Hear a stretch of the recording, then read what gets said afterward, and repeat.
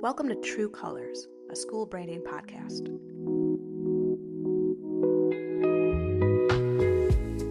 Here we learn how to represent your school in a correct, competitive, and compelling way. We bring on experienced educators and experts to discuss the ins and outs of displaying your school's true colors. My name is Madison Carr, the owner of Creative Chameleon Studio. Through brand strategy and design, I help schools look as great on the outside as they are on the inside.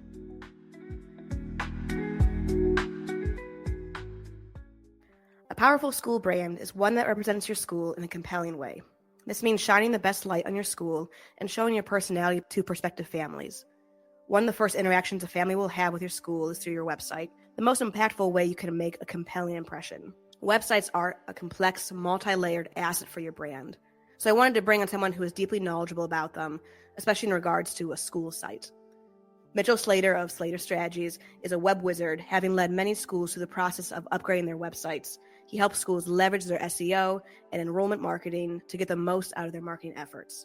So Mitchell, thanks for coming on the show. Thanks, Madison. I'm so glad to be here. We're going to have a lot of fun talking about marketing and websites and all the things that go into play with that. So it's going to be fun. Thanks for having me on. Yeah, there's so much that goes into a website and SEO, all these big words that are beyond my expertise. You have a deep well of knowledge and experience when it comes to school websites, and it's a very unique niche to have. So could you maybe just start by walking us through how you began working with schools, what landed you here working with Slater Strategies and engaging with schools in this way? For sure. So I started my business back when I was 17 years old. So about 14, almost 15 years ago. In March will be 15 years that I've been doing this, and wasn't always in schools, but was in the marketing world because I could do it from my bedroom. I was a junior in high school. So I've been in marketing since then and just learning as everything's evolved very, very quickly. It was actually just 3 years ago, almost 4, that I just felt like God was telling me to focus on helping schools. And so I was like, okay, I'm going to take all this knowledge that I've learned of all these years and then focus it on one specific industry. And even inside the school market and industry, there's so many sub niches inside of schools. Like I thought, oh, I'm going to go down into schools, but even inside of schools, there's so much inside of there because there's all these different forms of marketing there. There's classical schools and Christian schools and charter schools and Montessori schools. There's so many things. I'm like, oh, and they all have a different little way of how they need to market themselves and what different things they need to do. But the core of marketing kind of stays the same in terms of like different things they need to have on their website, different ways that we do SEO tactics for them to rank. All that kind of still stays the same. We just do it. There's just a little bit of variance that we end up having to do for them. But it was 3 years ago, kind of took all that knowledge, jumped into schools and say like, how do we make them be really compelling when people are looking for them online and searching for a school to send their kid to, who's going to be, obviously a huge impact into their family and their child's life. Like I think it's 14,000 hours that they're going to spend at school over the course of their K-12 education. Well, it's a pretty big deal that parents are taking very seriously. So how do you market your school to make sure that is showing you care about them and their family? And it's like, they're going to be paying you for this. So it's a pretty big deal. So that's kind of why we got into it and how long I've been into it so far. Yes, awesome. I think that's so true that when it comes to a website, every business needs a website. That's just kind of the world we're in. But when it comes to schools, that website usually is one of the first interactions a parent has in searching for a school. And it's such a wide open door to make a good impression, both to relay important information, but also showcase a personality, showcase school life, give parents an insight into what goes on within the walls. When we think about a website, we usually think about, certain pillars of it, a fancy homepage, a call to action button, copy and content. But when we're thinking about a school website and the function, the purpose of a school's website, what are some primary expectations someone should have for an effective website? Like in your experience, what would be like the things that you'd say, like, if you don't have these things, you're missing out on having a good school website? Well, three big ones kind of come to mind for that one. The biggest one that I see missed all the time on school websites is there's no call to action button. And it sounds really simple, but I think that's just not portrayed. I mean, most schools, you're full of course, educators, and their job is they love students and want to educate students. So maybe the marketing piece is it's maybe more so an afterthought on some of the things. They maybe have never heard of it before, but as simple as just a call to action on their website. So a button that is clearly stating what is the action that you want those families to do while they're on the website. And it could be, I'm a big fan of very direct call to action. So I don't want to be the button say, click for more info, or let us know, reach out with questions or anything like just very broad. I don't like those. I want it to be very specific. So a call now button, or enroll now, inquire now, something very just, again, direct with those buttons and having that on there. Most schools, they don't have that. And if they do, it's more the generic side of more click for more info or something like that. It's not really telling the people what am I supposed to do? Is my next step to schedule a tour? Is it to fill out some contact form? Is it to come? Is it to call? I don't know what my next step is, especially when you got obviously charter schools and public schools, private schools. They all have different ways that they handle enrolling students. So a family that maybe has been in public school their whole life, they don't know the private school way. So they're like, what is my next step that I need to do? Or my family, we have a 5-year-old and we're homeschooling, but I don't know how to enroll in a school. Like if I was going to do that, obviously I do because I work with schools, but if I was like homeschooling, I'm like, you know what, I'm going to try and enroll my student. I don't know what that next step is. So having a clear call to action on your website, but not just in one spot, continue to keep it throughout the whole website. So if your button is enroll now, and that's what you want people to do, or schedule a tour, that's probably my favorite out of all of them, is schedule a tour. They click the button, but then it's also throughout the website. You continue to put the schedule a tour. So they know, oh, my next step is I need to schedule a tour to go see the school and get to meet the head of school or whoever it is that I'm going to be meeting. So that'd be number one, is a call to action.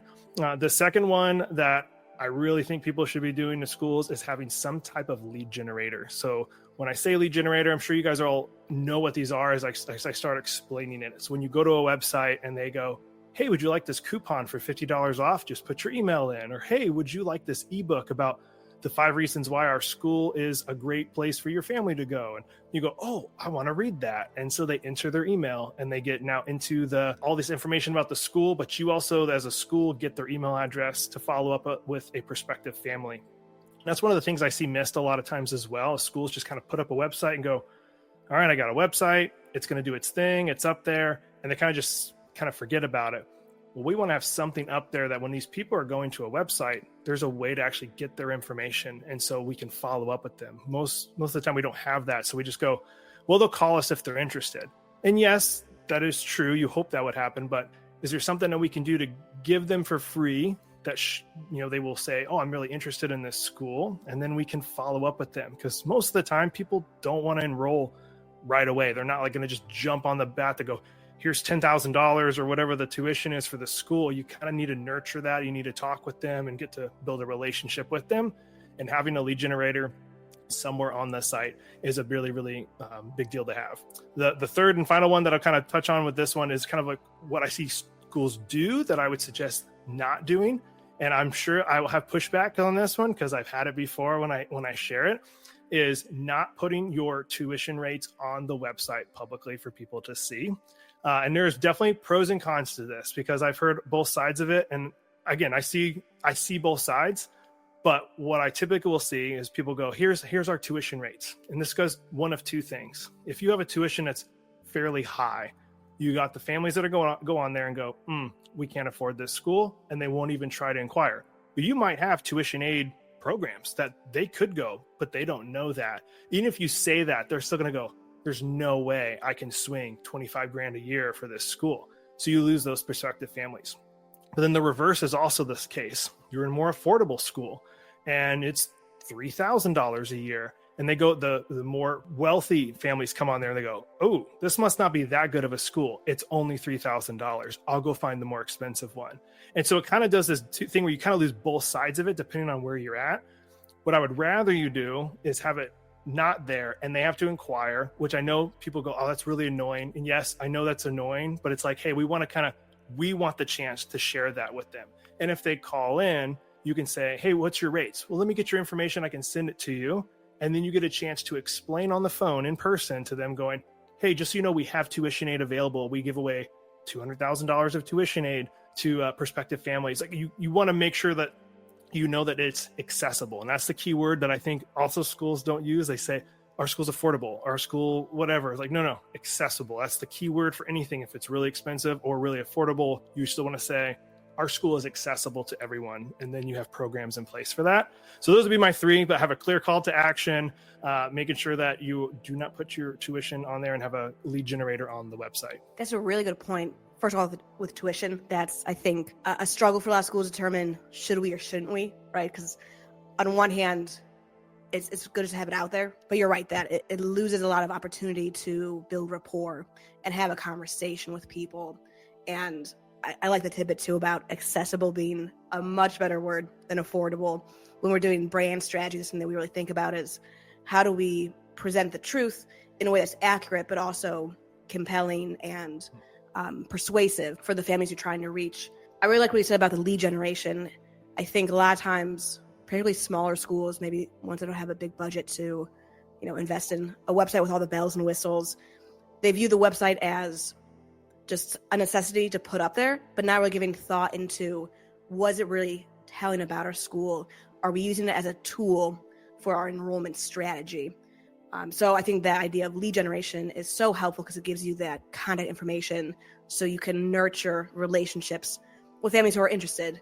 So to that point, when you're thinking about doing a big website project, enrollment strategy, where does that fit into the process? Is that something that you need to have like buttoned up and figured out before you even entertain the idea of doing a website?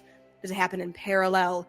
What does that look like as far as ideally setting a school up to have success throughout that entire strategic development? I would love to know it at the beginning of everything, but it is something we'll design sites for schools and they're still figuring that out, or especially when they're new, like their process might change because they just don't know what they don't know yet. And so it is something I would ideally love to have it beforehand because we can help craft some like automations and some different follow-up pieces that we can do with some technology to help the schools kind of automate themselves a little bit with things they don't have to do manually. But if they don't know those processes, then of course they have to do them manually. So ideally, yes, they do them at the very beginning. And I always want to make sure I tell the schools at the beginning, and all your listeners for this one, is the rate of your tuition. It's not just for simple numbers, let's say your tuition's $10,000 a year. And so you go, oh, okay, when I'm trying to get these families there, it's potentially $10,000. But I want you to kind of change your mindset on this a little bit and frame it to go, all right, what's the average time frame that somebody's going to stay at your school, though? And kind of the averages I've gotten when I've talked to clients of ours is usually 4 to 5 years is the average somebody will stay, whether it's for maybe all of high school or they stay for elementary and then go to a different school for middle school, whatever the reason being, may they move 4 to 5 years. So if your tuition's $10,000, it's not really just worth $10,000 to you. It's worth $40,000 to $50,000 of that potential lead, of that particular potential family or of students that's coming in. And that's only if they have one kid. Like if they have 2 or 3, it's that number just doubles and triples really, really quickly. So I want to make sure like everybody's framing that of like when we're doing this marketing, when we're updating things on our website, if it swings your numbers just 2 kids, it could be $100,000 change in your tuition that's coming in. It's not just like, well, we'll change this. Maybe we'll get 1 or 2 kids. It's like, well, that's a pretty big deal for a lot of schools when their budget's maybe pretty small and you have empty seats at your school that are just wasting money right now. Man, 1 kid could do a huge swing. So frame it as that, as you're processing how you do your enrollment and what's happening if you're losing kids, if you're whatever it is. That's really valuable to know because it's not just worth $10,000. It's potentially worth 50 plus, depending on if they have siblings. And so my biggest thing is making sure you are following up with leads that are showing interest in your school. So if you do have a website and people inquire, I want to make sure you guys you're following up with them and you're saying, hey, here's information about our school. Here's who our head of school is. Here's what our mission and vision is. So you want to make sure you're giving them information about the school. Of course, get them in for a tour is really, really big, but then don't forget about them. I think one of the biggest things schools kind of miss out on is they don't follow up with people effectively. And I always love to use the cherry analogy for this one. So imagine 10% of the people that inquire to your school, they're cherry pits. They're not good anymore. You can just throw them out. They're never going to enroll in your school. They're not interested. Maybe you're a Christian school and they're not. They don't want a Christian school. So boom, we don't have to worry about them. That's 10%. Then you got another 10% that are red, ripe cherries. They're ready for a school yesterday. Like they need a new school. They're ready to enroll right away. Awesome. But a lot of times that's the focus. We focus on the cherries, the red, ripe cherries that are ready to enroll. And we kind of forget about the 80% of green cherries that they're interested, but they're just not ready right now. Maybe their kid's in a 3-year-old when they're ready to enroll in kindergarten in 2 or 3 years, or they're just getting frustrated maybe with the school they're currently at, or the public school system, or the private school they're at, and they're just thinking about changing schools, but they're not ready to enroll just yet. And so we'll give them a packet, or we'll give them a tour, and they're like, yeah, okay, we'll think about it, or we're not interested, maybe for next year. And then we go, okay, well, they're not interested. And then we don't follow up with them ever again because we think they're not interested anymore. When really it's just the timing's not there. They're looking ahead for the next year or the 2 years from now. And so I really want schools to kind of put that cap on of like, I need to make sure I'm following up with people who have shown interest. Until they unsubscribe, they are still a prospective family for your school. So make sure your enrollment process is working towards that, and it's following up with those people that are interested. Yeah, it makes so much sense to have, ideally, if at all possible, that enrollment strategy figured out in a way that will helpfully inform the website. So you can have that built-in lead generation, that the content and the copy, flows for all that it's prompting people to enter into that consumer journey and gives the school the ability to follow up. And that's a really helpful analogy, I think, because it's so true that even like when we're doing branding strategy, it's so easy to focus on like the most ideal, perfect family that's ready to make a decision right now. And it's helpful to think about that to some degree, but also you don't want to lose focus of the families that are interested, that they're lukewarm, but they'll warm up at some point. You don't want to tailor everything to just the immediate thing, but have a longer process, a longer strategic outlook for things. And that's also really, I love how you framed it too, with the idea of when you think about investing in SEO and website and all that kind of stuff, it's true. You can't just think about one kid, one tuition for 1 year, right? Really what you're trying to get is this long-term relationship that over a course of 4 or 5 years, adding one kid could be an enormous profit for a school and makes investing in a website a no-brainer if you can just snag one more student from that. So that's really helpful. And I think something I often tell clients too when we're talking about investing in branding and all those elements is think about the other side of it. What if your branding is getting in the way of you reaching one more kid? Like what if it's turning people away? Think about how much money you could be losing if you're not positioned well, if you're not positioned competitively, if your visual identity isn't appealing to people. Same with the website. I mean, I think we've all the experience of you're searching for something, you're searching for a product or service, you land on a website, it is the most poorly designed website, it doesn't function, it's clunky, and you click off, like you close the tab. People are doing that with schools as well. When it comes to they're searching, they're looking for some options. A poorly designed, a poorly functioning website is so damaging for a school. I think a lot of times schools don't quite realize that it's such a foundational part of that user journey. It's the first step, it's the first stepping stone. So it's really important to get it right. So if a school is thinking that they're not really confident if their website is up to snuff, if they think maybe it's time to invest in it, what do you think are some telltale signs that a school should really start thinking about investing in their website and their SEO? What are some red flags of the ship going in the wrong direction there? Oh boy, well, there's some fun ones on this one. So what I would do is I would go first to, well, this is really old school. I feel like I shouldn't have to say this one anymore, but every once in a while it happens. If your website's not mobile friendly, so if you can go to it on a phone, but you have to take your two fingers and kind of, zoom in, zoom out to be able to read the website, you definitely need a new website. That's pretty old school at this point. But also if it's loading really slow. So you can take your school's URL, if it's, something christianschool.com, you can take that URL and you can just Google site speed checker or something, and then the first result should be Google's site speed checker, and you put your URL in there and it's going to tell you, hey, is your website loading pretty fast or pretty slow? And it gives you some things to fix on your website. I think one of the things that really messes with ranking and messes with people getting frustrated on a website is when it loads really slow. And you might be able to know this yourself. You go to your website and going, oh boy, this is taking forever. Like we had a client we were working with one time that it took 17 seconds to load the homepage, like 17 seconds. And I was like, well, nobody's waiting around 17 seconds except me to load the website and then go back to look at a competitor that's further down. So your load speed is huge. So if it's not mobile friendly, if it's loading really slow, that's for sure something you need to take care of. Also, if your photos on there are pretty old, like if you're looking at your website and it's the old uniforms that the kids wore. You can tell it's like, oof, this is early 2000s like photos. Like you can tell, and you go, we need to update this. We need to make it look fresh. We need to make it look like people want to be here, and like we know we're competent and know what we're doing when it comes to all this. So old photos, definitely swap that out. And then what I would encourage you guys to do, use the current like families and some of the current students that are in the school and have them go to the website and say, hey, I would love to get your honest feedback on this. Prepare yourself. Okay. Make sure you set them up that they're actually going to be honest. Ideally, it's usually best if you pick a stranger and you say, hey, what do you think about this website? And they'll honestly tell you, and get their feedback. Cause maybe they go, it doesn't make sense to me, or I don't know if is this a school? I don't know if it's a school. And so lean on people to actually give you honest feedback, but be open to hearing that feedback that you can use. But ideally, those people, that your actual target market is going to be the ones that are going to tell you if your site is not good, or if it is. So I would use those people and see if they're saying your site should get done or not. But in the perfect world, if you want to use simple terms, if your site's over 3 years old, we usually say schools should get it not completely redone. Sometimes they do, just updated, like refreshed. So if your site's over 3 years old, we do recommend to clients, get it refreshed, get it updated, new photos, maybe different little design flow in there. But 3 years old, or get a refresh.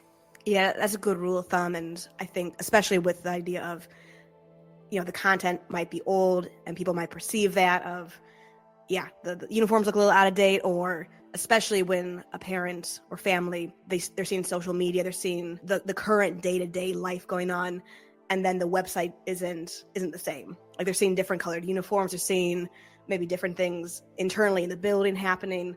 So having it up to date from a content standpoint is super important.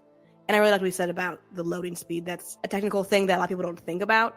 But I don't know if you're the same way, Mitchell, but when I'm looking to make a decision about buying something or looking for multiple options, I Google search, I open up like the first 5 results, and those 5 tabs pop up, and I just bounce through them all. And if one is not loading, I'm clicking out of it right away. Yep. And I think everyone does that to some degree. So a few seconds loading time can really make or break someone having an opportunity to learn more about you. A school determines our loading time's a bit slow, the flow of things is not working for us, it's not representing our brand well. What are some things a school could do prior to like engaging with you to best prepare for a successful project? Are there some things they can do to get the ducks in a row, to make some decisions before engaging, that in your experience just really helps for a smooth flowing process? The biggest thing that we always get held up on with projects with clients is the content creation. Now, of course, we handle content creation for them if they want that. Obviously, it's an added investment from just the design of the site itself. But that is notoriously, that is always what holds up a project. If I'll say, hey, the website build, this one's probably going to take 4 to 6 weeks to get done from start to finish. And they're like, okay, cool. And so we say, hey, they client usually wants to do the content on their own, which I get it. It makes sense. They're in there every day. They know what the way they want to talk about their curriculum and what they offer. So we'll go, okay, you work on the content, and they'll spend 3 weeks, 4 weeks on it, then deliver it, expecting now that that's going to be done. The site's still going to be done in a week or two. It's like, well, wait, that actually bumps out the project timeline because you took so long for the content. So I encourage people all the time, hey, if you know you're going to be doing a new site, start now, just working on the content. Like, what do you want on the homepage? What do you want on the about page and the curriculum page and the sports and the athletic page? All these different pages that you're wanting. Start kind of outlining that. Now, of course, you can always change it afterwards. Like you could say, hey, here, Mitchell, here, let's get a site design with you, and then we can design it. And you can always tweak the stuff later. It's all digital content, of course, but that does help a lot. It helps the project move way, way faster. When we have clients come to us with content ready to go, we've gotten sites done in as little as 1 to 2 weeks from start to finish, getting a site done. Now, it's very rare that does happen, but it has happened because they have everything ready to go.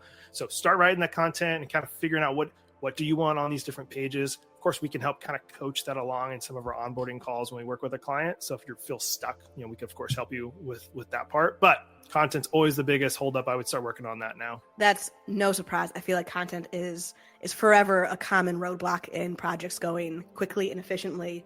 So if someone is saying, let's get our content solidified, figure it out before we engage with Mitchell. When it comes to homepage, it's something I'm curious your experience, because you've seen many, many websites.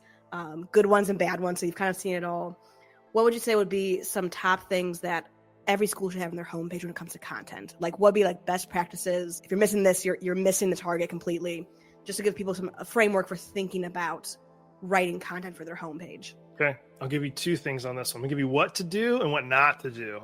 What Perfect. not to do to start would be talking about your school's history in the first like part of the website. I call that above the fold. So like in an old newspaper, they would sell that paper based on the headline because it was folded, put in the rack, and you'd buy it based on the headline that was above the fold. So same with your website.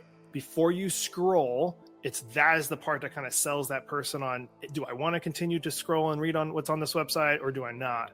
And so on there, I've seen so many times schools are very proud of their history. And hey, I really love that. I respect that. Just put it on the about page. Don't put it on the homepage. And they'll say, we've been here since 1955. My great grandfather started this school, or was started by so-and-so. And that it's like, that's great.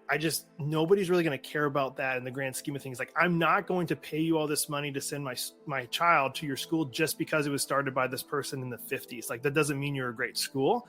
And so put that on the about page. But I see that over and over again. They immediately talk about the history of the school, thinking that's going to be the one that's going to hook people and sell people. Instead, what I want you to do in that first part is tell people, this is the problem that we solve for you and your family. So that's going to vary very differently, of course, between charter schools, private schools, and faith-based schools, of like what is that thing that they want. Now, there's going to be a little bit of things that are going to be the same because, of course, they love the students. They want the students to have a great education and all of that.